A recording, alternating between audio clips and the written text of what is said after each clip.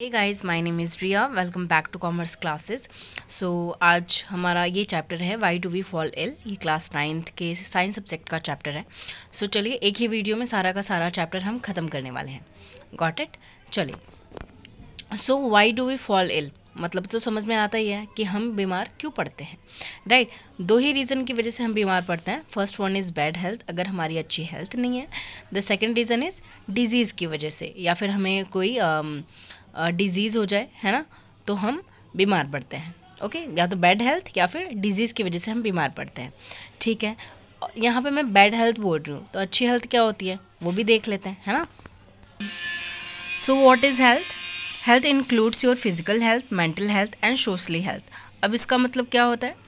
Physical health का मतलब होता है functioning of body organs. It means कि अगर आपके बॉडी के सारे ही ऑर्गन्स अच्छे से परफॉर्म कर रहे हैं, अच्छे से फंक्शन कर रहे हैं, तो आपका फिजिकल हेल्थ इट मीन्स अच्छा है, राइट।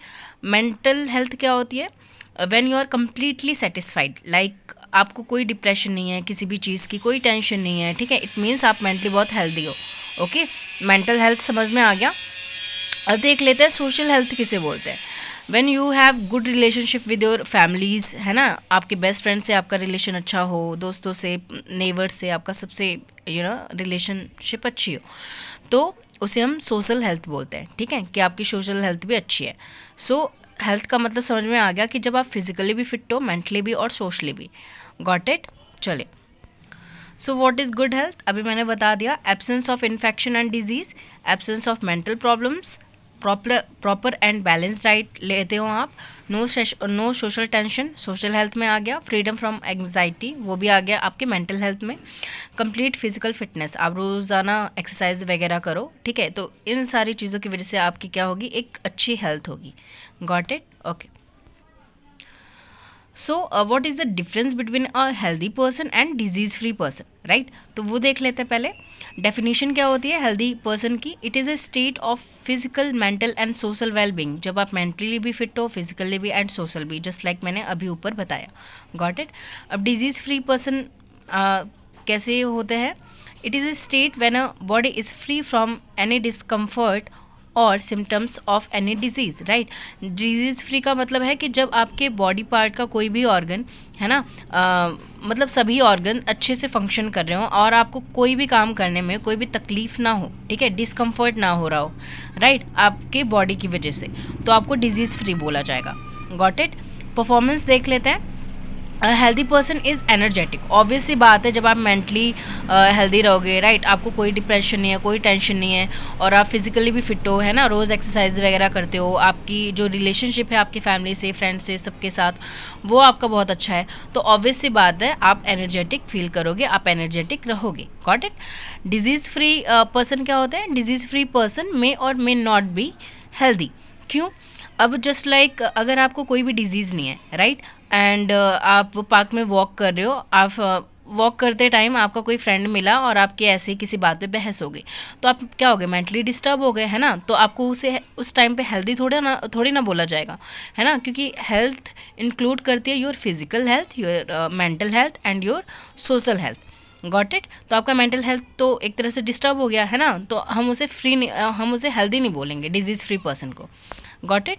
चलिए आगे देखते हैं। Relation with disease, a healthy person will be free from disease, obvious सी बात है कि सेम रीज़न जो मैंने अभी बताया कि आप कोई डिप्रेशन ना हो आपको, आप रोज़ एक्सरसाइज करो और आप हमेशा खुश रहो, आपकी रिलेशनशिप जब अच्छी रहेगी सबके साथ, तो ऑब्वियस सी बात है आप खुश भी रहोगे, तो उसकी वजह से आपको डिजीज़ भी नहीं होंगे, है ना।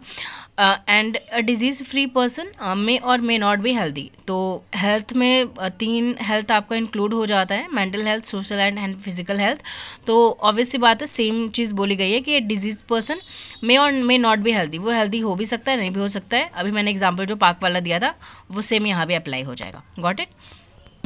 अब देख लेते हैं डिजीज़ क्या होती है।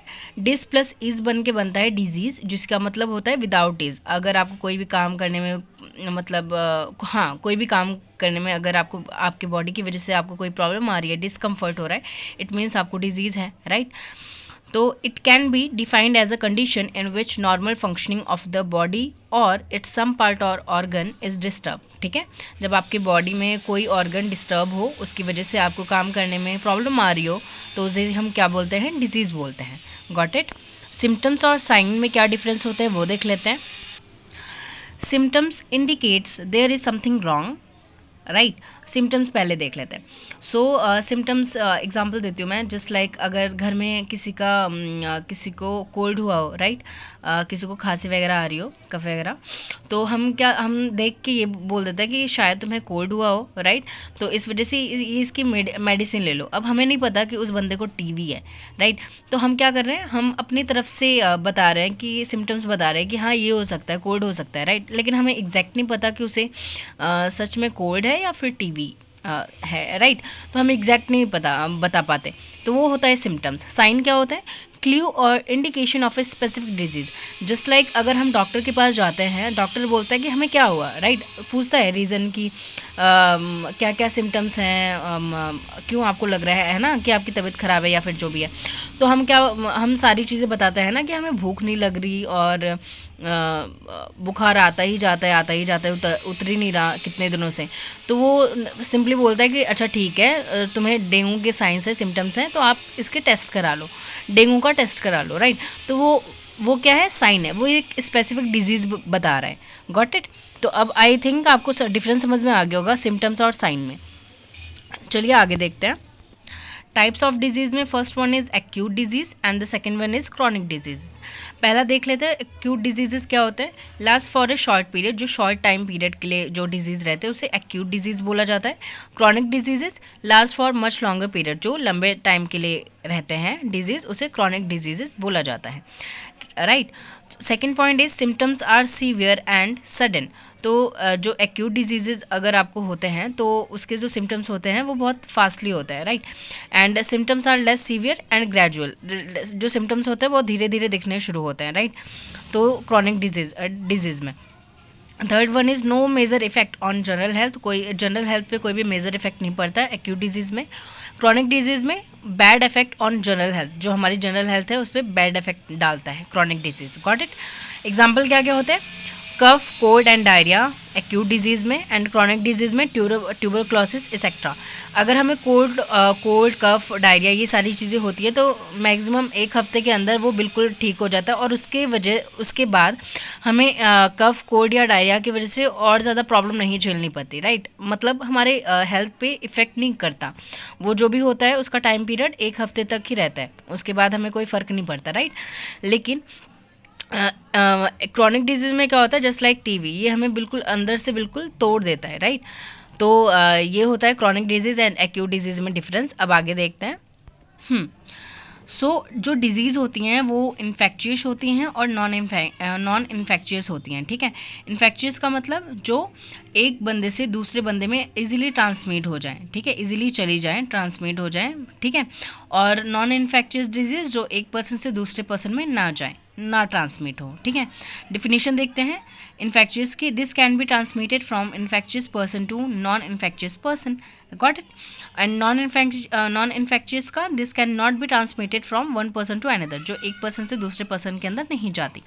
इन्फेक्शियस में मोड क्या होता है, थ्रू एयर, वाटर, फूड. ये एयर, वाटर, फूड के जरिए ये एक पर्सन से दूसरे पर्सन में जा सकती हैं. एंड नॉन इन्फेक्शियस का होता है हेरिडिटरी, ठीक है.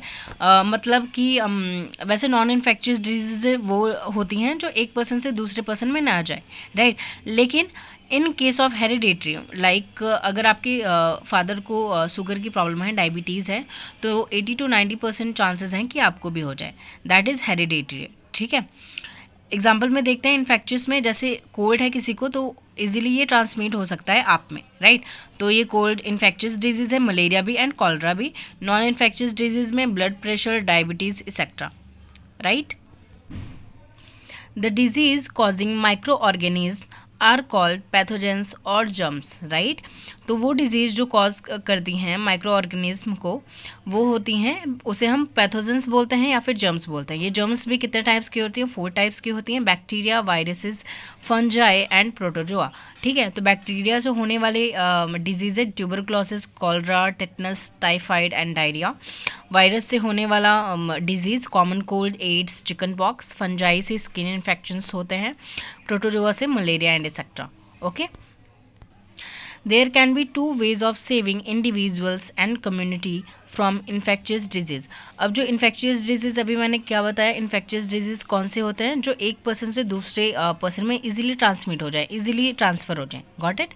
तो अगर किसी इंडिविजुअल को या फिर किसी कम्युनिटी को, किसी ग्रुप को अगर ये इन्फेक्शियस डिजीज हो जाए, राइट, तो उससे बचने का तरीका क्या होता है। Got it.